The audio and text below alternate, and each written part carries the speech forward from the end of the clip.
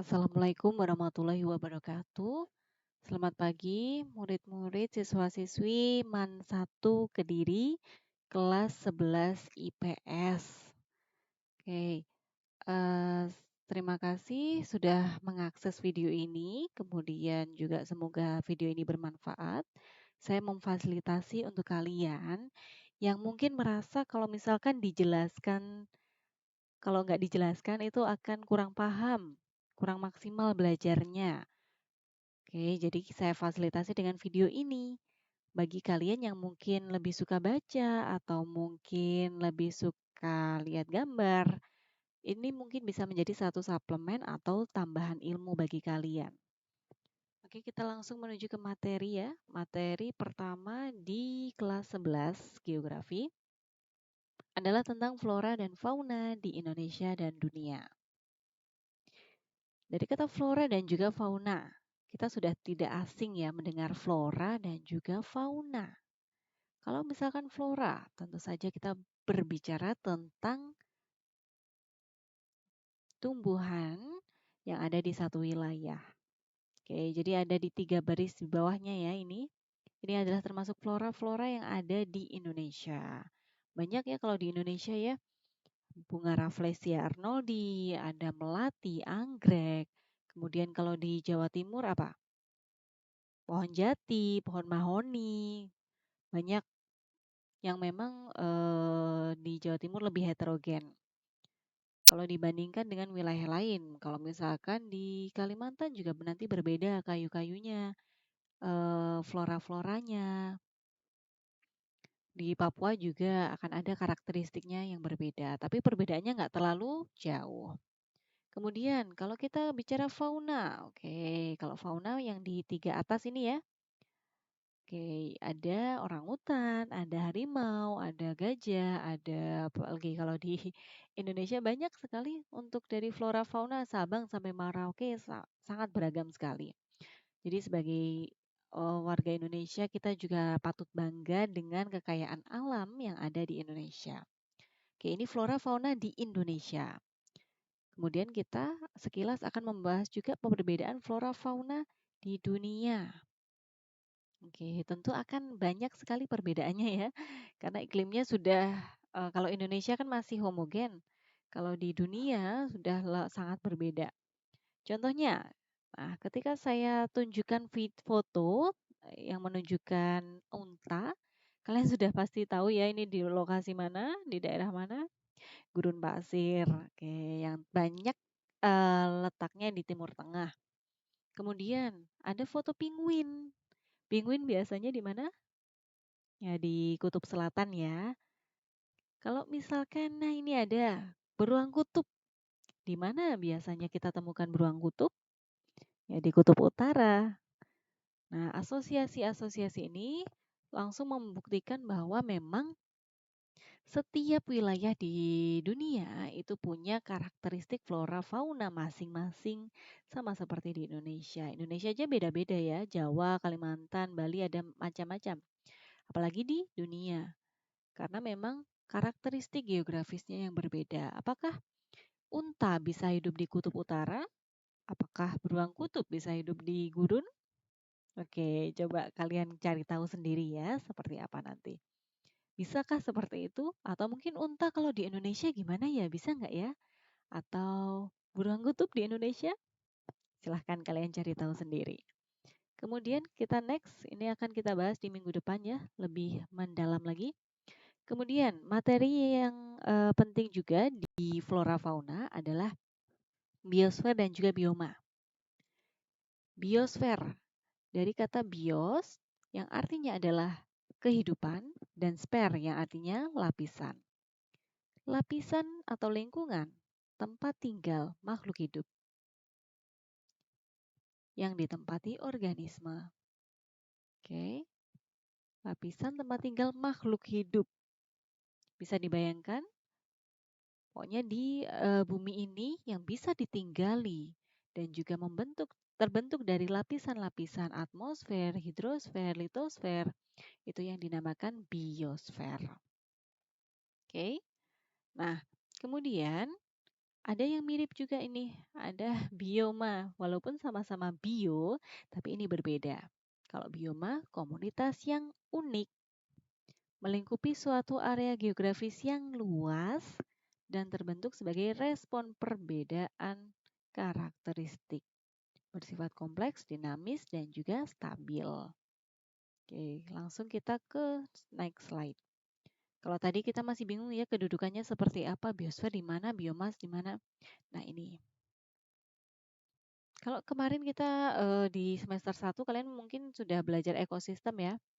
Ekosistem adalah hubungan timbal balik antara kondisi geografis atau lingkungan dengan makhluk hidup di dalamnya. Oke. Contohnya apa? Ekosistem darat, ekosistem sungai, ekosistem laut, ekosistem hutan. Nah, itu ya. Nah, kalau misalkan kita naik satu tingkat lebih atas, kita akan bertemu bioma. Bioma ini adalah kumpulan dari ekosistem. Jadi misalkan di satu wilayah, karena tadi ya, wilayahnya luas, ingat luas. Jadi dia terbagi atau terdiri dari berbagai macam ekosistem. Ada ekosistem sungai di situ, ekosistem darat. Nah, itu semuanya ada di bioma. Jadi, bioma terbentuk dari beberapa ekosistem. Beberapa bioma atau bioma-bioma tersebut ketika berkumpul akan menjadi biosfer. Jadi biosfer adalah kumpulan dari bioma. Bioma adalah kumpulan dari ekosistem yang berbeda. Oke. Nah, itu untuk kedudukannya ya biosfer. Jadi biosfer lebih luas, bioma lebih khusus. Kemudian kita langsung ke perdalam lagi. Biosfer dulu. Terdiri dari beberapa lapisan seperti yang tadi dibilang. Ada atmosfer, ekosfer, ada atmosfer ini ya. Lapisan udara, ada hidrosfer, lapisan air, ada litosfer, lapisan tanah, ekosfer, lapisan makhluk hidup atau tumbuhan. Oke. Nah, ini semua lapisan-lapisan ini membentuk biosfer. Jadi biosfer sangatlah kompleks sekali. Kemudian tadi ya ada bioma. Bioma terdiri dari beberapa jenis, ada gurun, savana, hutan gugur, hutan tropis, taiga, tundra. Inilah yang disebut bioma. Tadi ingat, biosfer adalah kumpulan dari bioma.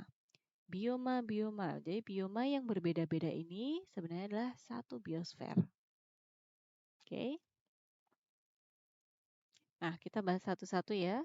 Misalkan gini, di setiap bioma itu pasti ada biosfer. Kita ke atmosfer. Misalkan ya, contohnya di atmosfer. Atmosfernya bioma gurun sama hutan tropis ya mereka sama-sama punya atmosfer, tapi karakteristiknya berbeda. Atmosfernya gurun lebih panas, temperaturnya tinggi, lebih kering. Kalau hutan tropis lebih basah, lebih lembab ya. Kemudian ekosfernya seperti apa? Kalau di gurun berarti ya kita sering bertemu atau banyak dihuni oleh unta, kemudian kaktus ya. Kalau misalkan hutan tropis lebih heterogen. Karena banyak yang bisa hidup di hutan tropis, semuanya terpenuhi. Kemudian litosfernya seperti apa? Sama-sama ada litosfer tentu, tapi karakteristiknya berbeda. Litosfernya gurun, dia cenderung lebih kering karena pasir ya, berpasir. Kalau hutan tropis, dia soil, termasuk yang lebih subur. Oleh karena itu banyak yang bisa hidup. Jadi saling mempengaruhi ya ekosfer sama litosfer. Kemudian untuk hidrosfer ya sama-sama. Setiap ini pasti punya hidrosfernya masing-masing. Kalau gurun ada cuman lebih sedikit karena iklimnya juga lebih kering. Hujannya juga sedikit turunnya. Kalau hutan tropis dia lebih melimpah. Sama-sama ada hidrosfer hanya karakteristiknya yang berbeda. Oke. Oleh karena itulah jadi bioma kumpulan bioma adalah biosfer. Kemudian tidak semua wilayah itu bisa menjadi satu bioma. Ada karakteristik-karakteristik yang menjadi syarat suatu wilayah bisa ditentukan itu biomanya apa. Yang pertama, vegetasi utama yang mendominasi. Ada vegetasi utama yang mendominasi. Contohnya, hutan gugur daun. Ini ya, gambarnya hutan gugur daun. Apa yang mendominasi di situ? Biasanya yang daunnya berwarna merah, pohon maple, hutan berdaun jarum, pinus, konifer, itu padang rumput tentu saja didominasi oleh rumput. Jadi satu wilayah yang luas itu ada tumbuhan yang mendominasinya. Kemudian komunitasnya stabil, berlangsung dalam waktu lama. Nah ini ya yang harus digarisbawahi. Berlangsung dalam waktu yang lama. Di satu wilayah di dunia ada beberapa yang memiliki 4 musim. Ketika di musim dingin memang tumbuhan-tumbuhannya diselimuti salju. Ketika musim gugur, tumbuhannya menggugurkan daunnya. Ketika musim semi, kemudian mulai tumbuh. Seperti itu kan berubah-ubah, tidak stabil. Nah, itu tidak bisa disebut bioma. Oke, ketika dia musim dingin, kita tidak bisa mengatakan dia itu, oh itu bioma tundra. Tidak bisa, karena beberapa bulan kemudian dia esnya akan mencair. Jadi harus yang stabil. Dari dulu sampai sekarang gurunya tetap seperti ini. Hutan tropis ya, dari dulu sampai sekarang ya tetap seperti ini. Dia tidak berubah, tidak menggugurkan daunnya, tidak jadi salju ya kan? Oke. Kemudian kumpulan ekosistem yang berbeda karena keunikannya, makanya dia berbeda dengan satu dengan yang lainnya. Ada keunikan yang membedakan. Contohnya ini ya. Kenapa di Australia yang memang satu negara ini biomanya sangat beragam? Karena memang di daerah yang sini berbeda dengan daerah satunya. Nah, setiap keunikan ini yang membedakan. Sangat berbeda, akhirnya dia menjadi bioma yang berbeda pula. Jadi ada keunikan yang membedakan satu dengan yang lainnya. Kemudian berada di wilayah yang luas. Meliputi wilayah yang luas, tidak tergantung pada satu negara. Ya, di Indonesia bahkan di Asia ya kebanyakan adalah hutan tropis karena sangat luas. Jadi tidak hanya satu negara saja. Tapi ada loh satu negara ini Australia yang dia satu negara tapi biomanya ada banyak. Oke. Jadi memang tidak bisa ditentukan satu negara punya satu bioma tidak bisa ya. Tapi meliputi wilayah yang luas. Kalau misalkan cuma di wilayah Tarokan aja ada salju di wilayah Tarokan, apakah bisa? Tidak. Bukan bioma ya itu ya. Kemudian adanya komunitas klimaks. Satuan kehidupan yang sudah mencapai perkembangan maksimal. Sehingga tidak ada perubahan yang signifikan. Ini sama contohnya dengan stabil tadi ya. Berlangsung dalam waktu yang lama tidak mudah berubah-ubah. Seperti contohnya cuaca musim 4 musim tadi ya. Kemudian ada juga misalkan contoh lain, bioma hutan tropis terbakar. Di satu wilayah terbakar. Kemudian beberapa bulan kemudian kita lihat ini semua gosong, pohon-pohonnya hilang, habis terbakar semua. Nah, itu bukan posisi klimaks karena beberapa bulan lagi hutan itu akan kembali lebat. Beberapa tahun lagi hutan itu akan kembali lebat. Jadi, tahapan dia setelah terbakar itu belum termasuk klimaks karena kita sudah tahu oh beberapa puluh tahun lagi dia akan berubah. Jadi, bukan posisi klimaks, bukan dalam perkembangan maksimal, ya kan? Karena akan ada perubahan yang signifikan. Kalau misalkan gurun dari dulu sampai sekarang dan juga yang akan datang, dia akan tetap seperti ini karakteristiknya. Oke. Jadi itu untuk dari karakteristik bioma. Kemudian, nah ini untuk jenis-jenis bioma, ada bioma gurun, savana, hutan gugur, tropis, taiga, tundra. Sebenarnya untuk sumbernya, untuk jenis-jenis bioma ada banyak ya. Ada banyak sumber yang berbeda-beda menyebutkan jenisnya.